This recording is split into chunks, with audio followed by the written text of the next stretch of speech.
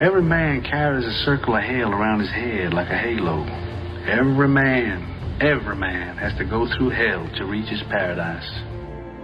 Christoph, let me ask you, why do you think that Truman has never come close to discovering the true nature of his world until now? We accept the reality of the world with which we're presented. It's as simple as that.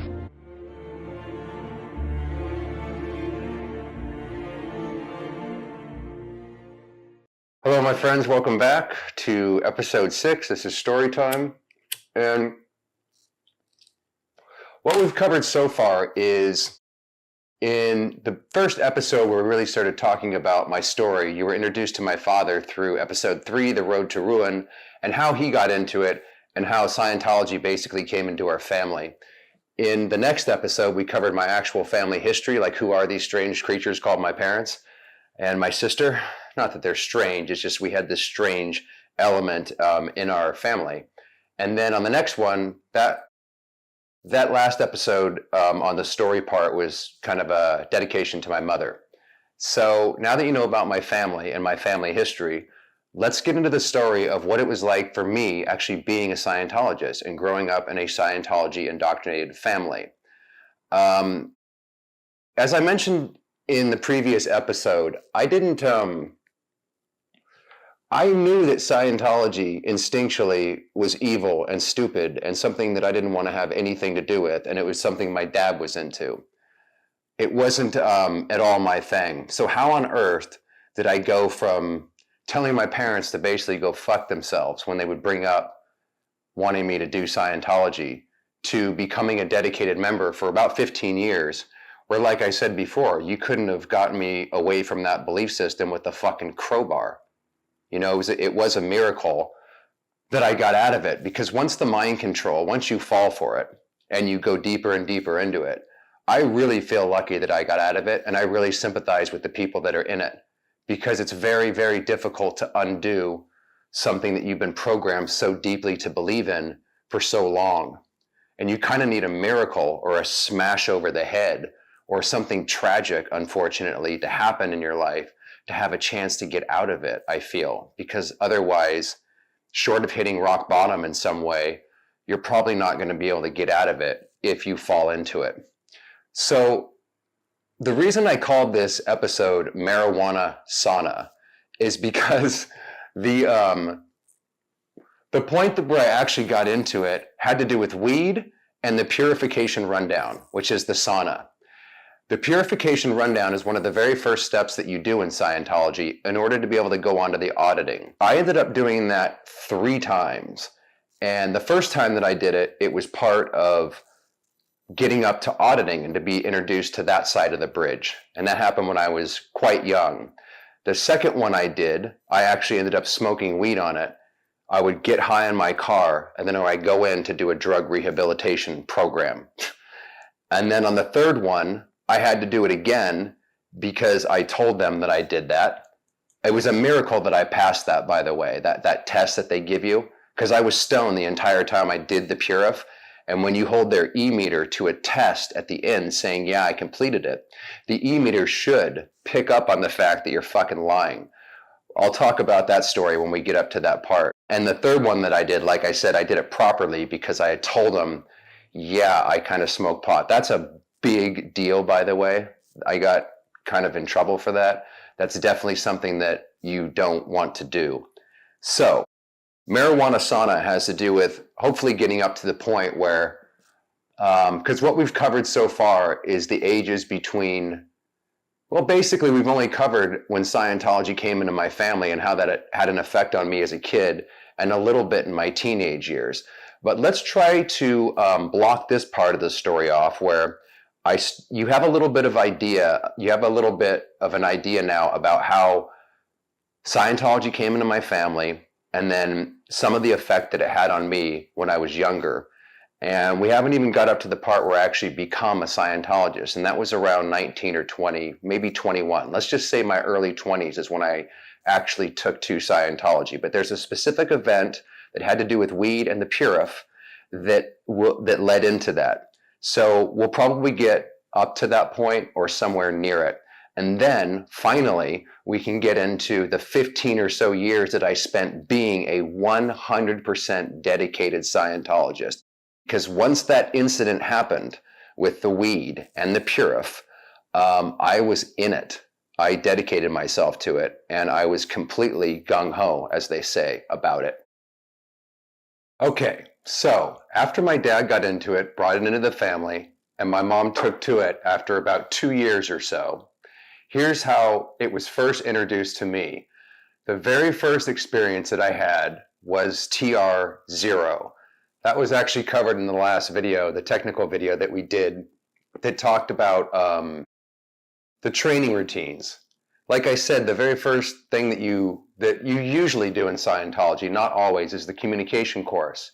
So without knowing it, I was actually doing the communication course, and I was doing the very first drill on it called OT-TR0.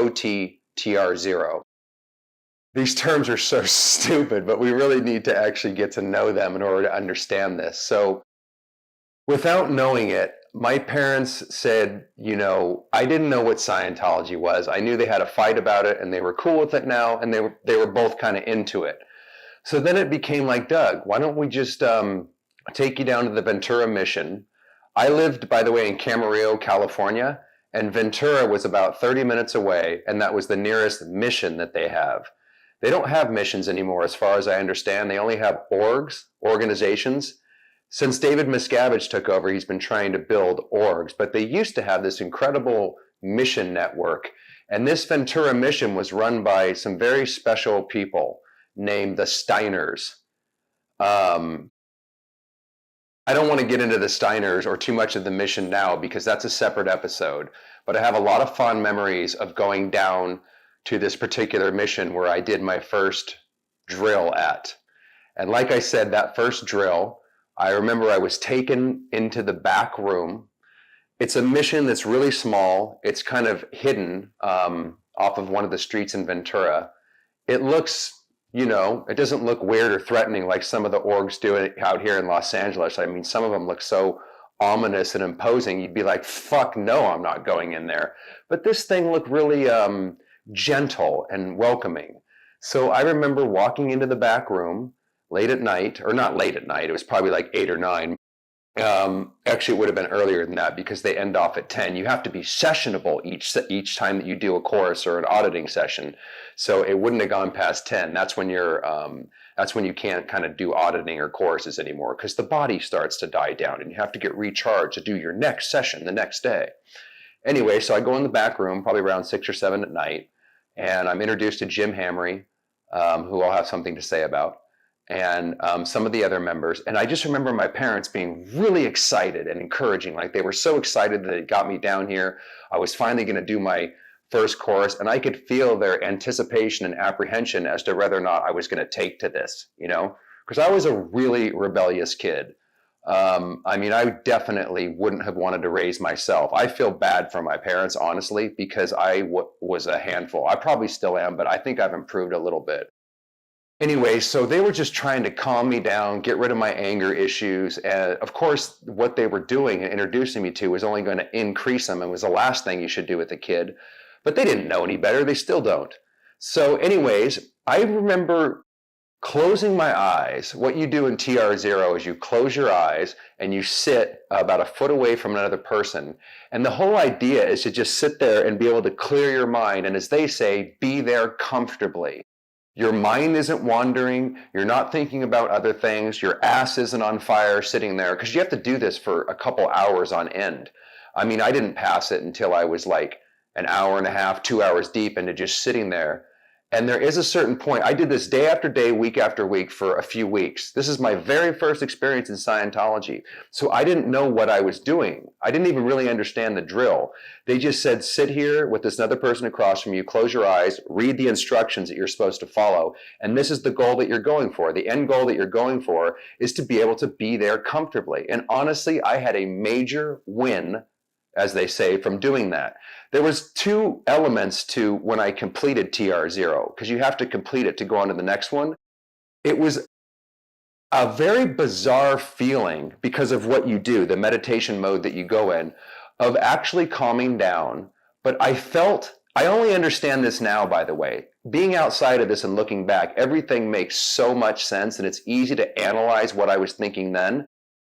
But I didn't know any of this, obviously, when I was experiencing it. But I understand now that I felt something was wrong. I felt I was into an evil place. Something was happening to me that was bizarre, that shouldn't be happening. When I was sitting there with my eyes closed and meditating, a lot of strange things happened.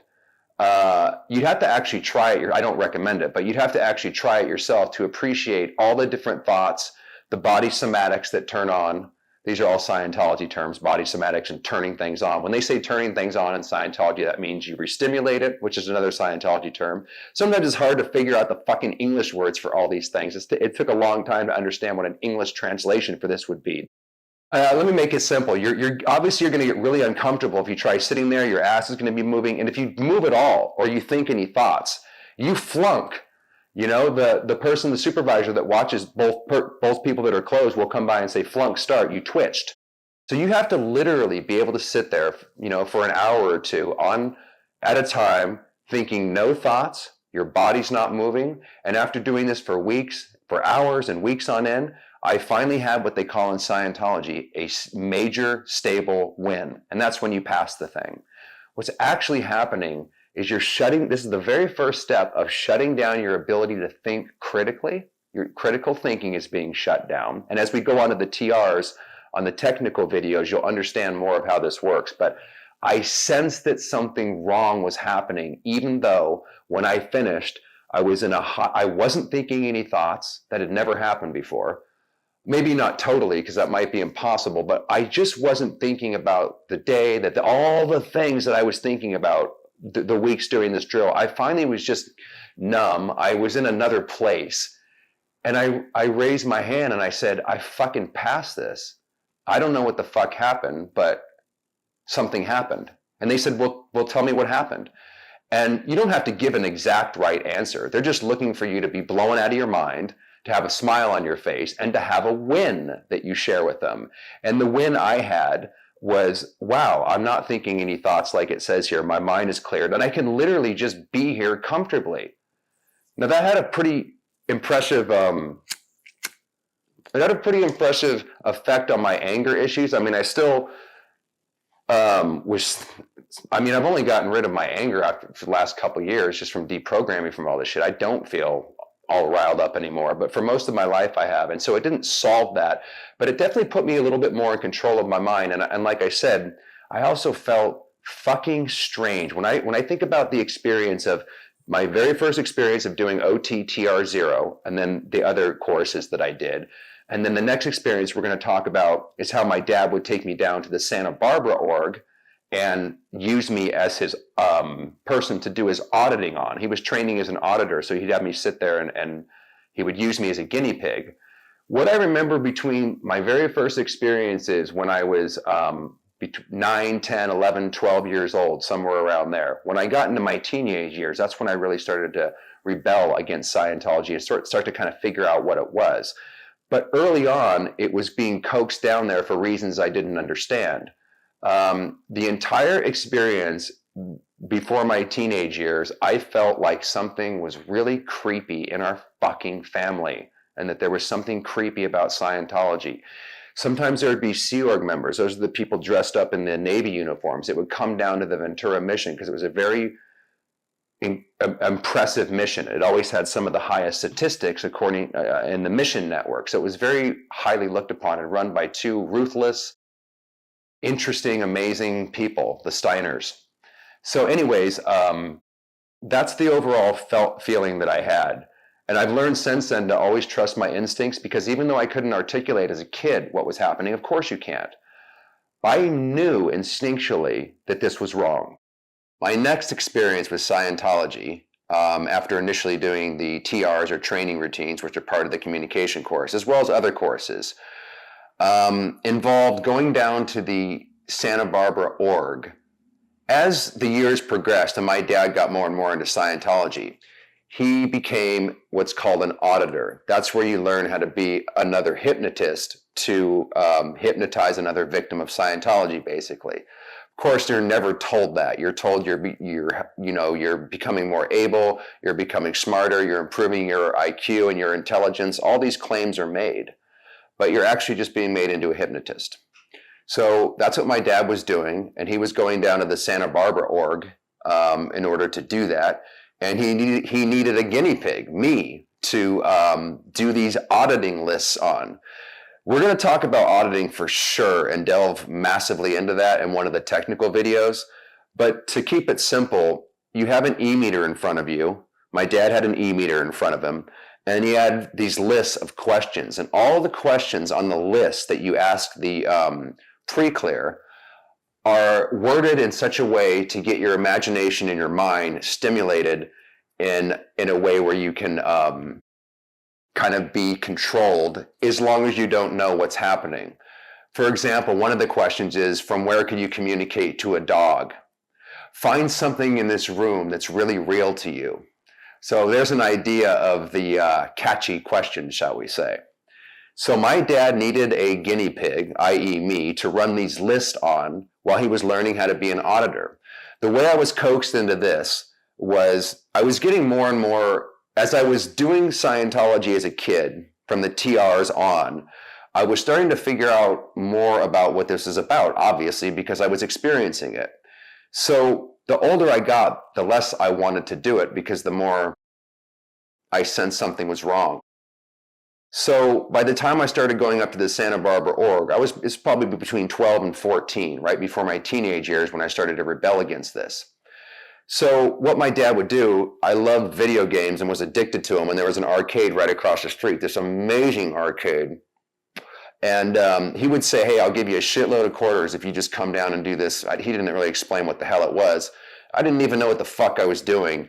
He just said, I'm going to need you for this Scientology shit, and I need you to hold these cans. And that's how I started to get groomed into this whole thing, because I'm thinking, yeah, I'll just go help my dad out on the weekend or a weeknight or whatever, and I'll just play some video games. But just sitting down, grabbing those cans and going through the list that they had was really fucking with me.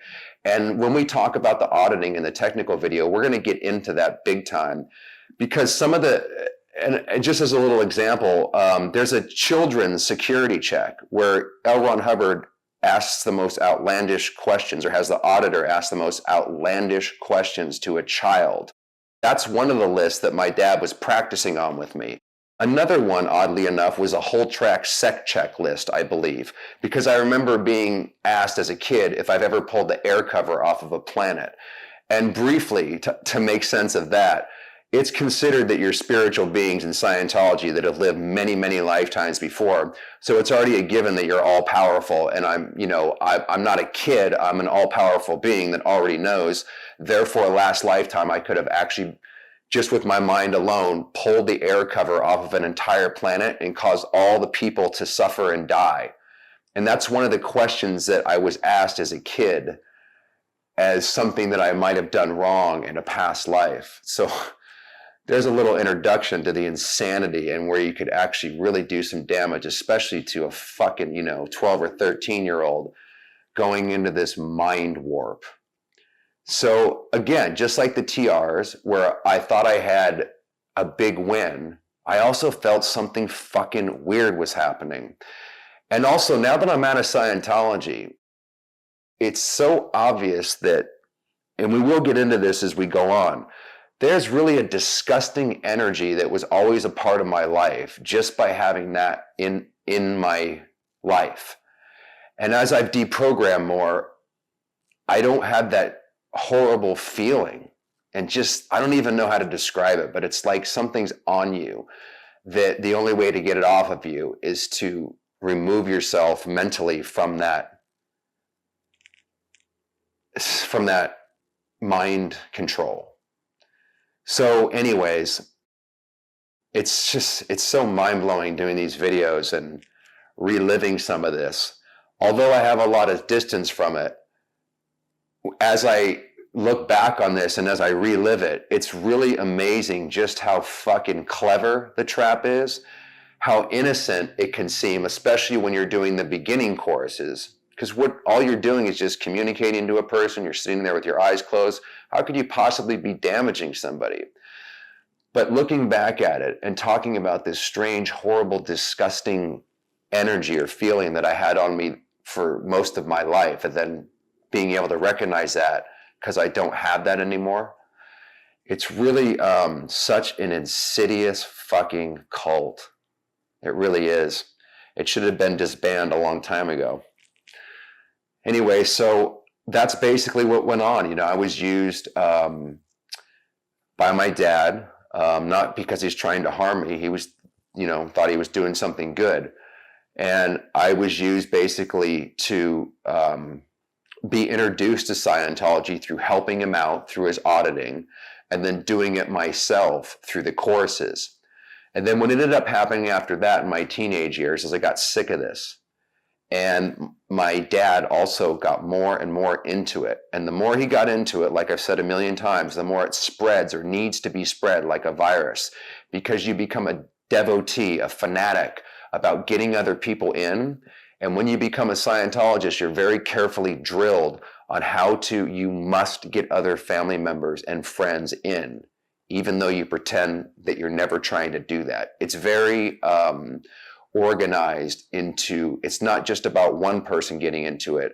It needs to be spread not only to other family members, but literally to the world once you cross over that line and you become a fanatic, like any religion, I would imagine. But, you know, we're not going to get into whether Scientology is a religion or not. We can talk about that whole issue later, but it's interesting that you could see how L. Ron Hubbard just decided to call this thing a religion, and it's classified as a religion here in the United States, so you can't do anything about their human trafficking and all the other insane things that they get away with, simply because he just invented something that you can't really, that's just all bullshit. So maybe that does say something about other religions. Anyways, when I got up to the rebellion years, and like I said in the previous video, they were taught to double team me, I started to tell them to go fuck themselves. I got very, very angry because I was starting to figure out what was going on. I still didn't know what the fuck it was. I didn't research it. I just didn't like it. I didn't want to have to, you know, follow their rules. I was rebellious anyways. And I also have to say that one of the things that started to stick me and was crucial, or a part of why I did end up getting into it, is because I mentioned earlier that Scientology is super clever on the traps that they have. And the initial courses that you take really do seem to have some incredible knowledge that you've never heard before. One of the first things that I read was you have to look up every word that you don't understand, because if you go past a word you don't understand, you're not going to be able to remember the information or the data. I'd never heard anything like that before, and that seemed pretty cool. You know, I thought that made a lot of sense. And there's a lot of things like that in Scientology. Maybe that's not the best example, but there's a lot of things that make a lot of sense, and that's to get you hooked so that it turns completely as you go up the bridge. It's not what you think it is. And even the initial courses are super, super harmful, which we're going to get into because there's a lot of debate about that, but it's a setup from the start. And so these, one of the things that was like that for me was the ethics conditions. They present to you like they're super moral and that you always need to tell the truth and you always need to have your ethics in. That's their way of saying you need to be a good fucking person. So much of Scientology's outer layer is basic, obvious stuff mixed with ways that you've kind of never heard it put in a way before. That's quite interesting. So that's some of the things that were capturing my attention while I was resisting it at the same time as, well, this actually does make sense. And I am a bad person. My ethics are out. I didn't really like myself. That was crucial, by the way, when we get up to the point of why I finally fell into it. Because one of the biggest points where someone falls into a cult is when they're vulnerable, they don't know who they are, and they're in a transitional state in their life. And that's kind of what happened to me. So there was a build-up to the point where I became a devotee. And while I was resisting it, particularly in my teenage years, you can possibly see how things were starting to go in that I did agree with and that made sense. That's all part of the trap. You're not going to trap somebody by putting in a bunch of bullshit. You obviously have to put in a lot of truth or semi-truths or almost truths. And then that's the hook to take them on the road to hell. Okay, so we've gotten up to the teenage rebellion years, and we're very close to the actual marijuana sauna situation. But hopefully you can see how Scientology was simultaneously being rejected vehemently by me, and also how it was making sense and little seeds were being planted all the while. Also, when we get into these, we're very close to getting up to when I actually became a Scientologist and we get into that whole world. And then with the technical videos that we've done so far, and also the ones that will follow, I think they'll dovetail really nicely into this thing making more sense. Because, you know, it's one thing to just look at Scientology like from the outside maybe, and just think it's some wacky UFO cult, and it's just some weird belief system that doesn't really matter or really do any damage. But maybe by seeing the psychological process, using myself as a guinea pig, how this works, because I would be the last person, I would have said myself before this happened, that would ever not just join Scientology, but not join a group, a cult. I mean, least of all, a cult. So it is pretty interesting to look back and discover and see how all this happened. And I think that as we do the technical videos along with the actual story that will continue on, I think they're going to make more sense as to the overall picture.